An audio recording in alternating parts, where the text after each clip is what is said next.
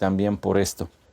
Esta semana voy a continuar esta mañana con lo que inicié hablando la semana anterior. Una miniserie, allí nuestros hermanos de nuestras comunicaciones dijeron, es una miniserie. Yo me acordé de algunas miniseries que vi de joven, pero esta es una miniserie de predicaciones porque solamente son 2, a las cuales les titulé Demasiado limpio para ser útil. Y hoy vamos a ir a la segunda parte de esto, pero antes de entrar a la escritura, permítame hacer una oración.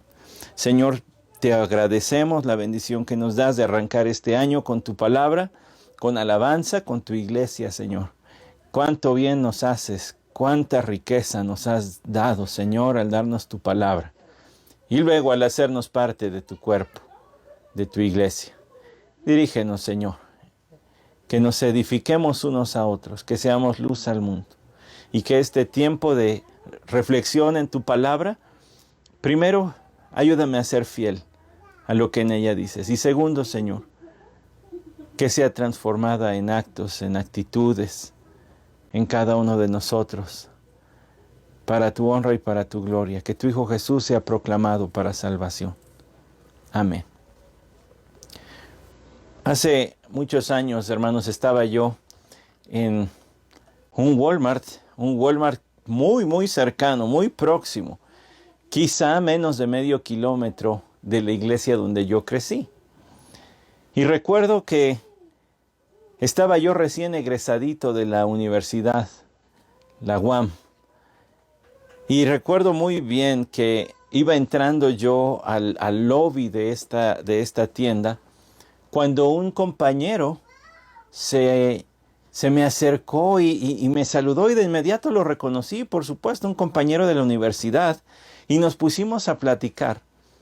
Pero sucedió algo que por mucho tiempo he recordado, pero además por mucho tiempo creo que malentendí. Empezamos a platicar y su lenguaje, decir florido es decir poco. La verdad es que era un joven bastante grosero, pero muy grosero. No exagero si le digo que no salían más de 10 palabras sin que insertara algún insulto, alguna forma soez de hablar. Y era de esas personas que no hablan quedito, hablan muy fuerte. Sinceramente yo estaba muy preocupado de que me vieran con él.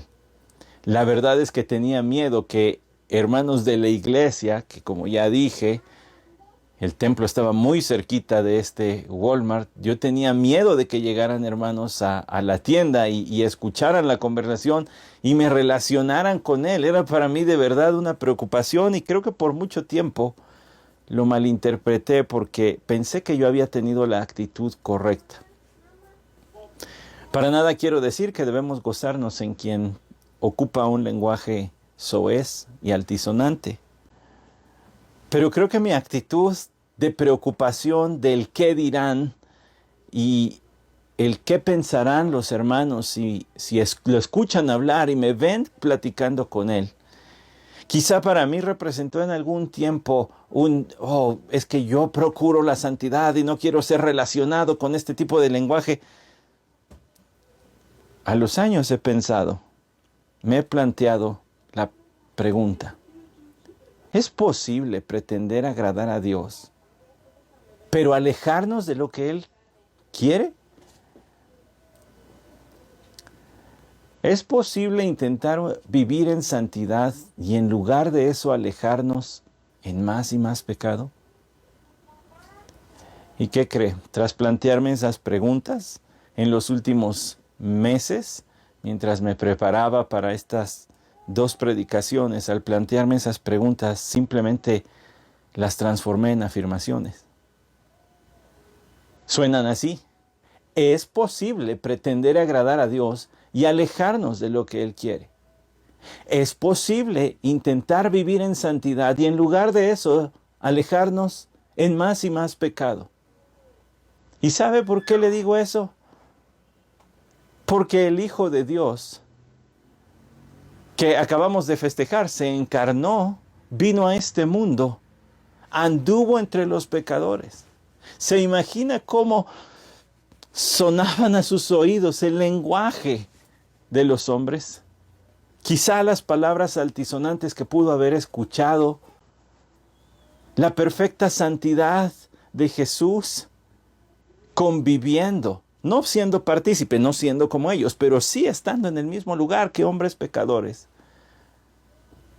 cuyas expresiones muy probablemente carecían de santidad. Y entonces he reflexionado al respecto, y por eso es que quiero invitarle a hacer la misma reflexión. Es que es posible en nuestra búsqueda de santidad dejar de parecernos a Jesús, porque si malinterpretamos la santidad como distancia del mundo, entonces caeremos en el juego de los fariseos. La santidad no es estar lejos del mundo, sino ser diferente de él. La santidad es mostrar la compasión y el amor y las virtudes de Cristo Jesús, sin separarnos de las personas como si eso nos fuera a mantener en santidad. Ahora, sé que estoy caminando sobre arenas movedizas y las palabras pueden ser malinterpretadas, no porque haya una mala intención, sino a lo mejor por mi falta de elocuencia y de claridad. Por eso es que necesito repetirlo y necesito aclarar lo que estoy diciendo. Ser santo es ser como Jesús. Esa es la definición de santidad más clara. Ser santo es ser como Jesús. Pero si procurando la santidad no mostramos amor y compasión hacia los hombres como lo hizo nuestro Señor Jesucristo y lo sigue haciendo, entonces es en verdad santidad lo que estamos procurando y lo que está siendo formado en nosotros, o es más bien una especie de imagen que deseamos guardar. Hay personas que están enamoradas de la idea de amar a Dios, pero no están enamorados de Dios.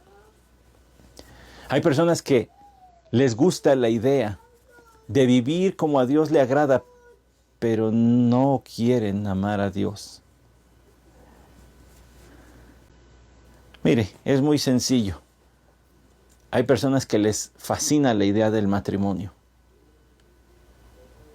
Aman el concepto del matrimonio, pero no aman a su cónyuge.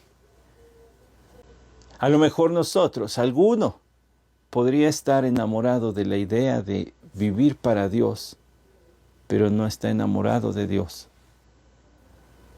Eso me recuerda a la vida de los fariseos, aquel grupo, aquella secta entre los judíos, que aparecieron por allí de 200 años antes del nacimiento de nuestro Señor Jesucristo. Por eso en ningún lado los va a encontrar en el Antiguo Testamento, solo en el Nuevo Testamento.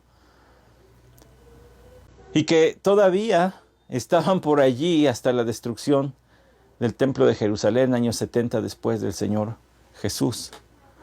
El nombre fariseo parece haber venido de la palabra parush, que significa separado, apartado.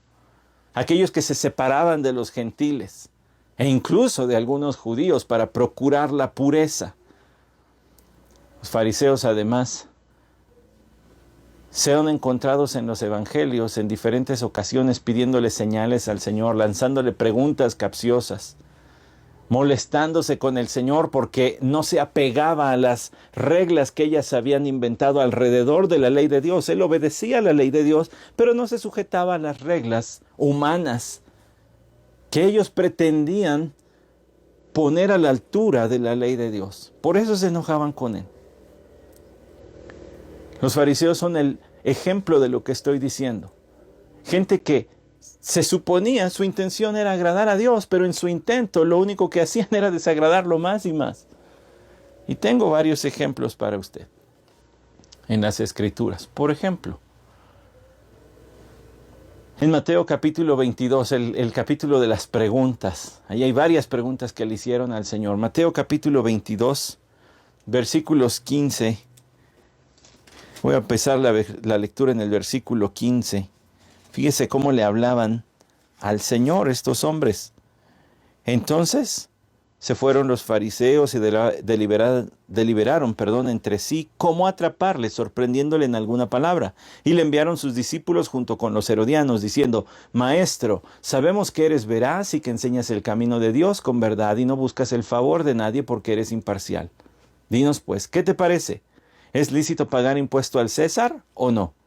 Pero Jesús, conociendo su malicia, dijo: ¿Por qué me ponéis a prueba, hipócritas? El Señor, conociendo sus corazones, vio detrás de la máscara con la que se presentaron.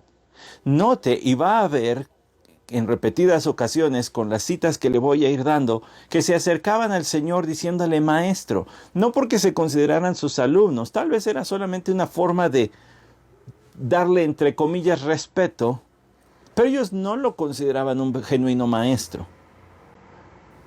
Son hipócritas porque además no vienen con una duda genuina, sino vienen con una pregunta tramposa. Si el Señor dice que es ilícito dar tributo al César, al responder esta pregunta, lo van a acusar con los romanos de disencioso, de rebelde. Y si dice que es justo hacerlo, entonces lo acusarán ante los judíos de traidor al pueblo judío. ¿Se fija? Era una trampa. Por eso el Señor les dijo: ¿por qué me ponéis a prueba, hipócritas?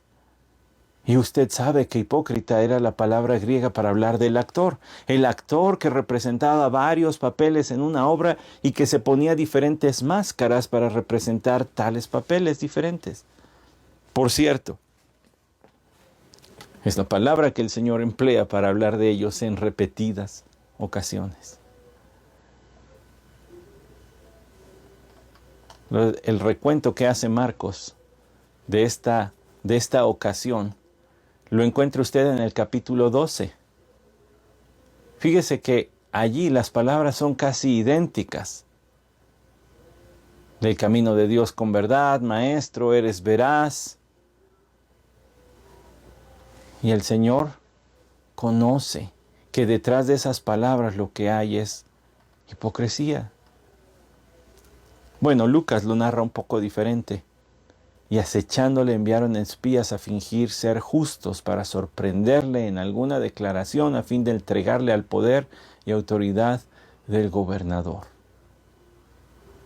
Como espías que estaban acechando, buscando encontrar al Señor en alguna falla, que alguna palabra no fuera la acertada y entonces tendrían los elementos para acusarle.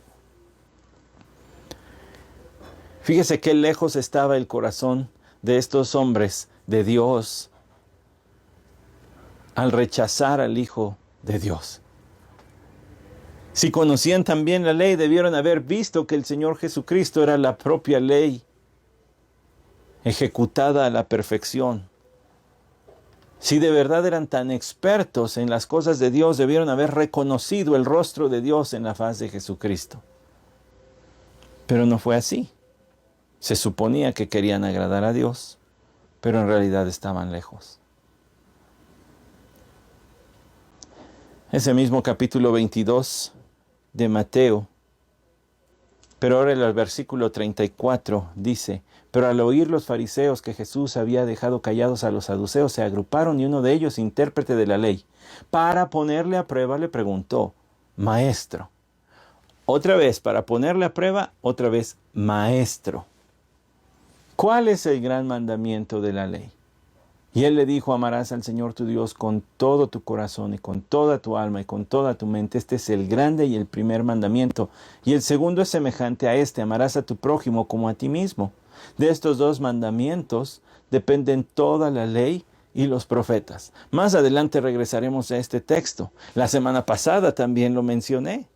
Pero aquí lo pongo bajo su contexto porque la intención era ponerle a prueba nuevamente. ¿Cuál es el mayor de los mandamientos? ¿Cuál es el mayor? Otra vez es una prueba porque no podría despreciar el Señor nada de lo que dice la Escritura. Y entonces, con la sabiduría divina propia del Señor, responde: el mayor mandamiento es amar a Dios. En Él se condensan. Y recuerdo que en uno de los devocionales de jueves hablé de estos versículos, ¿verdad? Y les platiqué que una de las tareas que menos he disfrutado en mi vida es resumir libros. No le veo mucho caso a resumir los libros, pero el Señor resumió todo el Antiguo Testamento en 2 cosas. Ama al Señor, ama a tu prójimo. Eso es todo. A mí me parece que el hombre que hizo esta pregunta debió haber sentido que le jalaban los cabellos, porque estaba haciendo exactamente lo contrario. Estaba poniendo a prueba, queriendo encontrar la manera de hacer caer al Señor en alguna palabra que no pudiera soportar el peso de las autoridades, tanto judías como romanas. Eran tan hipócritas estos hombres que en Juan capítulo 8 usted encuentra las siguientes palabras. Si gusta abrir su Biblia en el Evangelio de Juan, por cierto que es otro evangelio que narra algunos de los encontronazos del Señor allí con estos hombres. Dice Juan capítulo 8, en los versículos 3 al 11 usted encuentra que le traen una mujer. Dice el versículo 3, los escribas y los fariseos trajeron a una mujer sorprendida en adulterio y poniéndola en medio le dijeron: Maestro, esta mujer ha sorprendido en el acto mismo del adulterio, y en la ley Moisés nos ordenó apedrear a esta clase de mujeres. Tú pues, ¿qué dices? Decían esto probándole para tener de qué acusarle, pero Jesús se inclinó y con el dedo escribía en la tierra. Otra vez la palabra maestro. Y le traen una mujer, dice, sorprendida en adulterio, pero lo curioso es que no llevan al hombre. Para el adulterio se necesitaban 2, o se necesitan, y aquí nada más le llevan a la mujer como si solamente ella fuera la culpable.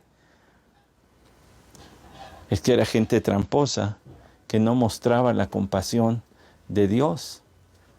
Ellos no tenían nada que ver con el Señor en el sentido de buscar su gloria y su honra. Ellos solamente buscaban mantener su modo de vida, su estatus de vida, su reputación. Le estoy probando lo que dije al inicio. Queriendo o diciendo hacer lo que agrada a Dios, se alejaban cada vez más de Dios. ¿Cómo? Dejando de mostrar amor al prójimo, dejando de mostrar compasión por los demás, dejando de conocer en Jesús al Hijo de Dios, el Salvador del mundo. Por favor, no pierda eso de vista. No pierda eso de vista. Le voy a llevar a otro texto donde el Señor, de manera muy clara, les dice que ellos han estado haciendo el mal. Vea lo que dice el Evangelio de Mateo, capítulo 23. Mateo capítulo 23. Y por favor, vea lo que dice el versículo 23. Ay de vosotros, escribas y fariseos hipócritas, porque pagáis el diezmo de la menta, del eneldo y del comino, y habéis descuidado los preceptos de más peso de la ley, la justicia, la misericordia y la fidelidad. Y estas son las cosas que debíais haber hecho sin descuidar aquellas. Todas estas hierbas que se diezmaban para el uso de los sacerdotes en el servicio al Señor, dice, ustedes lo hacen. Y hay quien ha llegado a aseverar que de verdad al diezmar estas hierbas, literalmente contaban las varas o las semillas, literalmente contaban semilla por semilla para luego sacar el 10%. Escrupulosos y meticulosos en la entrega de aquello que era externo, pero se habían olvidado de la cuestión interna de la ley. La ley no eran una serie de reglas para cumplir mecánica y automáticamente sin corazón, sino que era una forma de expresarle amor al Señor. ¿No es así como dijo el Señor también, el Señor Jesucristo? Si me amáis, guardad mis mandamientos. El que me ama, mis mandamientos guarda. Es que la ley no era un acto mecánico, frío, externo, sino que debía brotar del interior. Por eso les dice, habéis descuidado los preceptos de más peso de la ley, la justicia, la misericordia y la fidelidad. Las actitudes internas que debían provocar los actos externos ya no estaban allí.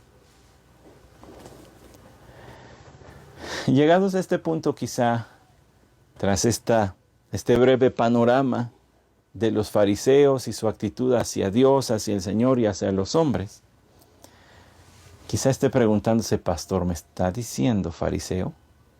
No. Le inicié contando la historia de un fariseo que se encontró a su compañero de la universidad en Walmart y estaba más preocupado por lo que la gente pensaría que por mostrarle amor a este muchacho, escuchándole en su plática, siendo compañero, conviviendo.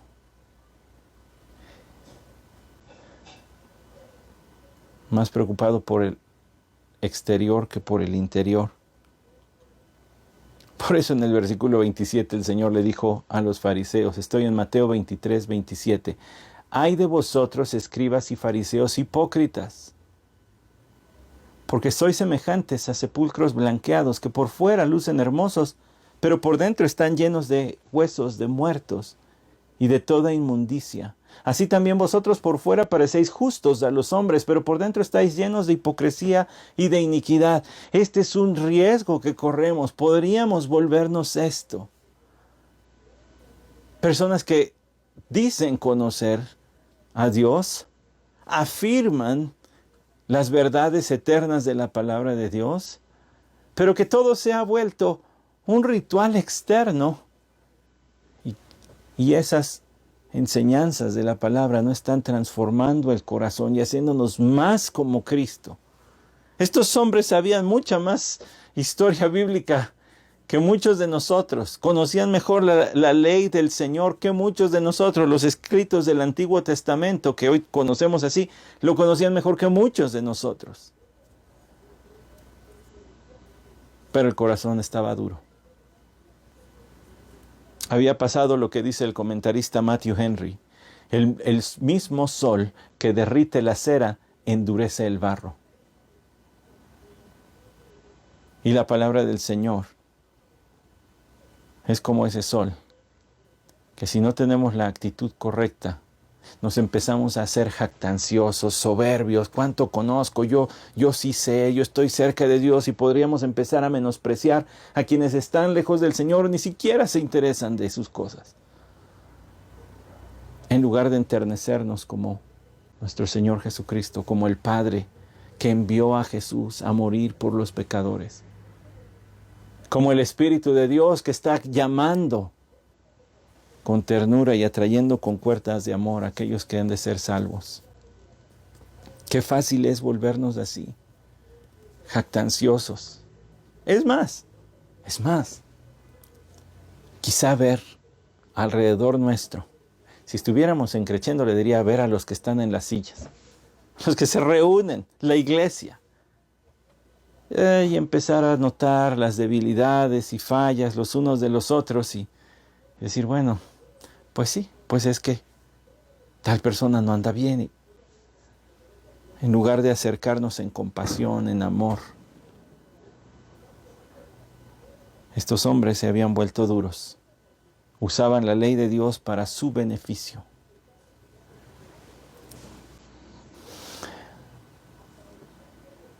Es posible volverse demasiado duro. Es posible volverse un catador de sermones, un criticón de hermanos de la iglesia, un verdugo de pecadores que no conocen a Cristo, y no hacer ni el más mínimo esfuerzo por predicarles el Evangelio. Es fácil volverse fariseo. Es fácil ser demasiado limpio para ser útil. Ya entendió este otro enfoque de esa palabra, de esa frase, perdón. La ironía. Está demasiado limpio para ser útil. Como dije, como esos negocios donde acaban de hacer el aseo y usted va a entrar a comprar y no les da mucho gusto que usted entre porque pues acaban de hacer el aseo. Entonces, ¿para qué limpian en primer lugar? Está demasiado limpio para ser útil, ya ni se puede usar.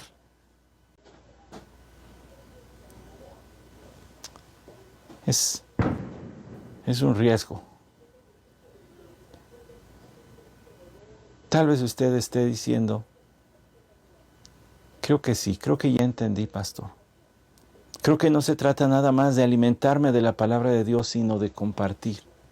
Creo que no se trata nada más de ver lo que yo recibo y cómo crezco en Cristo y cuánto más puedo conocer de Él. Se trata también de lo que debo dar y compartir. Así es. Así es. La semana pasada le decía, la vida del cristiano se debe parecer más a la del rescatista que a la del modelo de pasarela.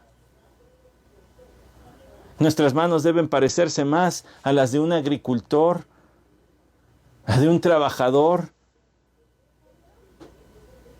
que trabaja con sus manos, por ejemplo, ganaderos y otras personas cuyas manos demuestran las huellas del trabajo, a las de un príncipe que todo recibe, preparadito. Porque si no damos, porque si no proclamamos a Cristo, porque si no mostramos su amor de maneras tangibles, prácticas, constantes para con otros, ya sean las mismas personas o personas diferentes todo el tiempo, lo que va a suceder es que nos vamos a volver arrogantes y jactanciosos. Y la vida cristiana, en vez de ser una vida de ayudar, de dar, de compartir, de proclamar, se va a convertir en una vida de saber, de obtener, de conocer. Hay esperanza para los fariseos.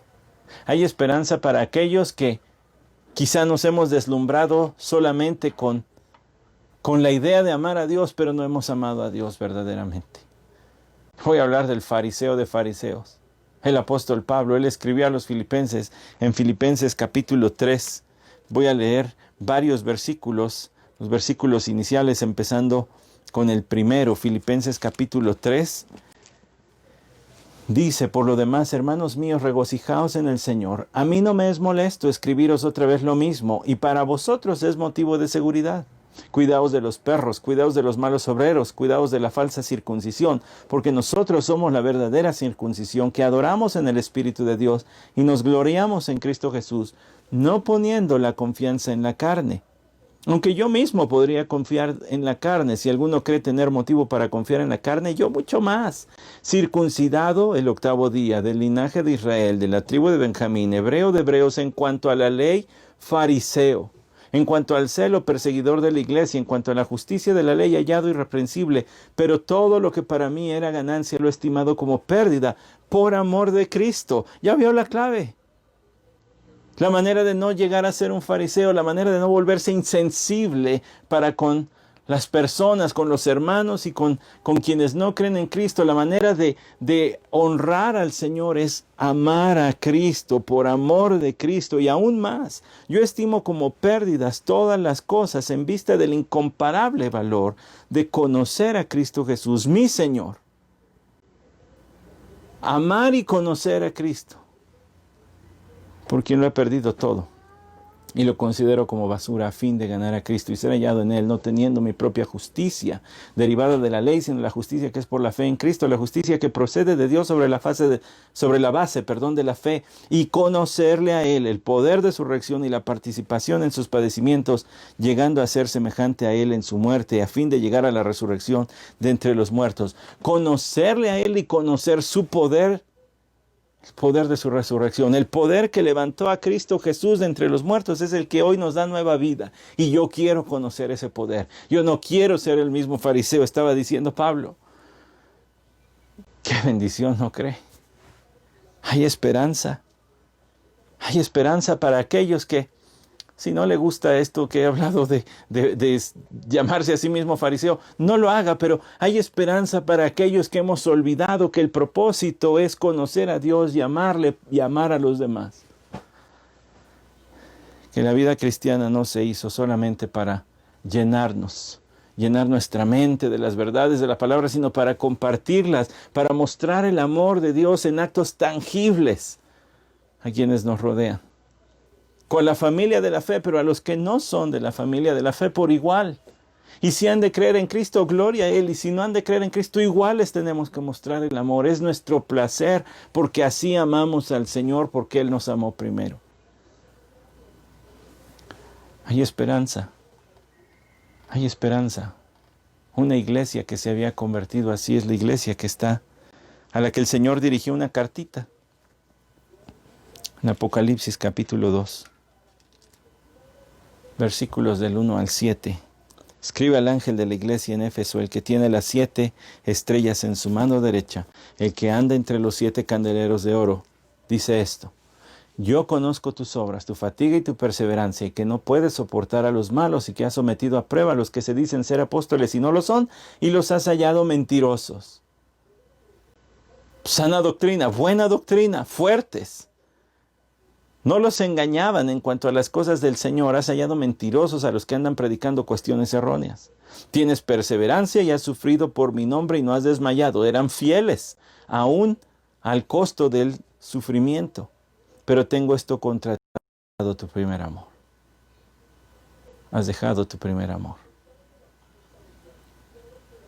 ¿Cuál era el primer amor? ¿El amor a Dios? Posiblemente. ¿El amor al prójimo? Posiblemente. ¿El amor a los hermanos? Tal vez. ¿El amor a los perdidos? Tal vez. Quizá es el amor a todos ellos, empezando con Dios. Has dejado de amar. Sabes mucho, eres fiel, pero no amas. El motivo es el incorrecto. El motivo es el incorrecto. Estás enamorado de la idea de amarme, pero no me amas. Te encanta hablar de amarme, pero no me amas. Como le dije hace un rato, es como las personas que les encanta el concepto de matrimonio, pero no aman a su cónyuge. Sin embargo, tienes esto, que aborreces las obras de las Nicolaitas, las cuales yo también aborrezco. El que tiene oído, oiga lo que el Espíritu dice a las iglesias. Me salté sin querer el versículo 5, escuche. Recuerda por tanto de dónde has caído y arrepiéntete y haz las obras que hiciste al principio. Si no, vendré a ti y quitaré tu candelabro de su lugar si no te arrepientes. Acuérdate de las primeras obras. Arrepiéntete.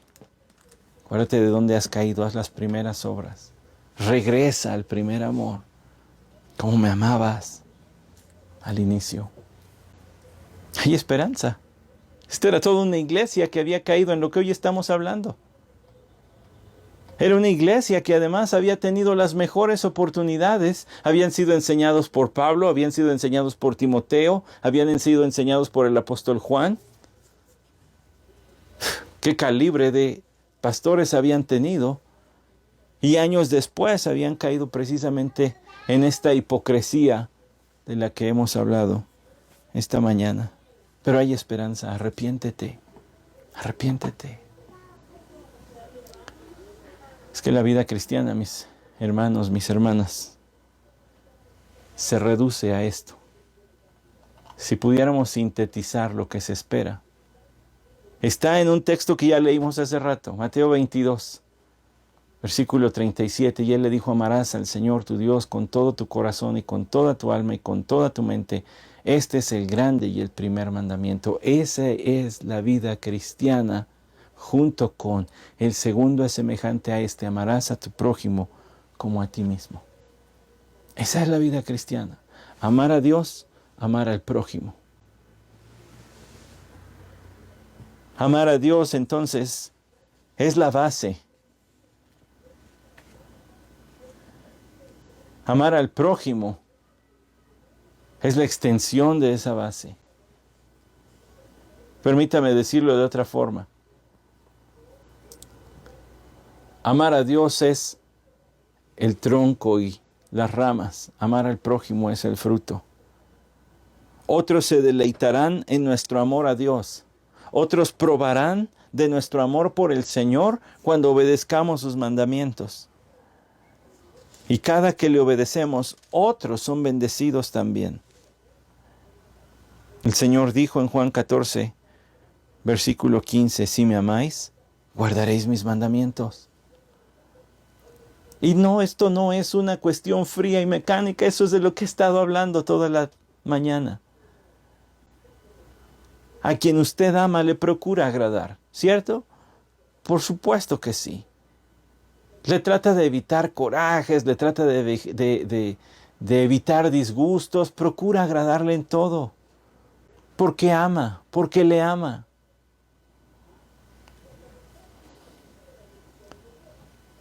Y entonces ese amor se convierte en la motivación. Ahí viene otra cuestión que debemos reflexionar esta mañana. Y entonces, Señor, te amo. La pregunta fue punzante para el apóstol Pedro. En ese mismo Evangelio de Juan, el Señor le dijo, Simón, hijo de Juan, ¿me amas más que estos? Pedro le dijo, sí, Señor, tú sabes que te quiero. Jesús le dijo, apacienta mis corderos, y volvió a decirle por segunda vez, Simón, hijo de Juan, ¿me amas? Pedro le dijo, sí, Señor, tú sabes que te quiero. Jesús le dijo, pastorea mis ovejas. Le dijo por tercera vez, Simón, hijo de Juan, ¿me quieres? Pedro se entristeció porque la tercera vez le dijo, ¿me quieres? Y le respondió, Señor, tú lo sabes todo, tú sabes que te quiero. Jesús le dijo, apacienta mis corderos. 3 veces le preguntó el Señor, las mismas que Pedro le había negado. ¿Me amas? Y Pedro respondió, te quiero. Y cuando el Señor cambió la pregunta, ¿me quieres? Pedro apeló a la omnisciencia del Señor y dijo, Señor, tú lo sabes todo. ¿Qué más quisiera que amarte más? Pero vas a necesitar de tu omnisciencia para encontrar mi amor por ti.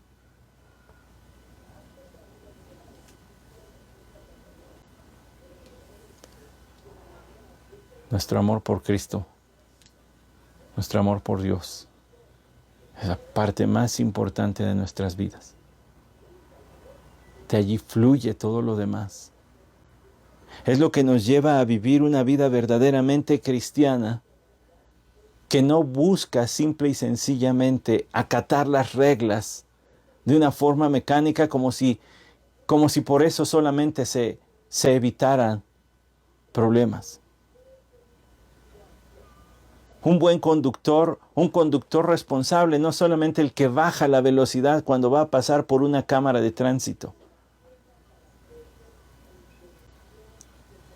Un buen ciudadano no es solamente el que acata las reglas cuando éstas están siendo observadas por alguna autoridad en su vida, sino que las cumple siempre. Porque tiene la motivación correcta. Un hijo de Dios no cumple los mandatos del Señor solamente para evitar las consecuencias que pudiera traer su desobediencia. No solamente cuando otros están viendo, sino siempre. Y aun cuando otros están viendo, no se avergüenza de ser visto mostrando amistad, amor, compañerismo con aquellos que necesitan a Cristo. Es el Señor el que nos hace hacer lo que Él hace, mostrar misericordia. Él dijo, misericordia quiero y no sacrificio, ¿no?